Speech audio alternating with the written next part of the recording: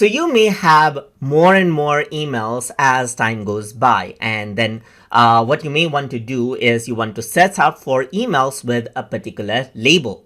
So in order to do that, you can go around over here onto the label section on the left and click over here on that particular label, or over here on the top, you can go around and type in label colon right here, just like this. So label colon, and then you can just go around and type in, let's say, for example, TutorTube, and press enter. So once you do that, all of the labels with the label TutorTube pops up right here.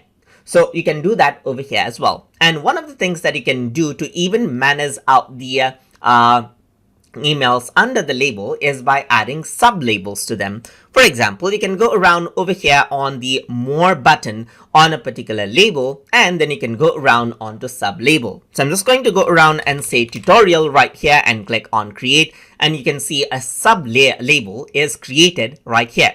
And you can go around and add in sub-label for that as well. I'm just going to go around and set a label color for this. Let me just go around and select, let's say, green for this one. And I'm going to go around over here again, and then I'm going to add in a sub-label over here and type in tutorial 2 right here and click on create. So once I do that, I can go around and select out another label over here just like this as well.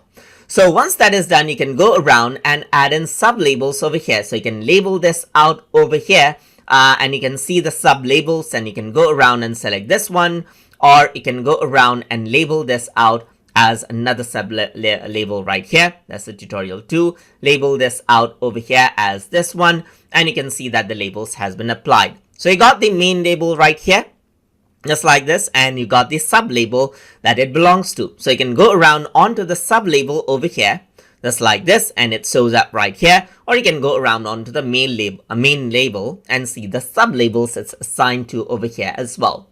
And that is how you can go around and search out for labels according to how you want, and then manage out these sub-labels inside of mails in Zmail. So I hope you guys learned something as always. And as always, please like, comment, share, and subscribe.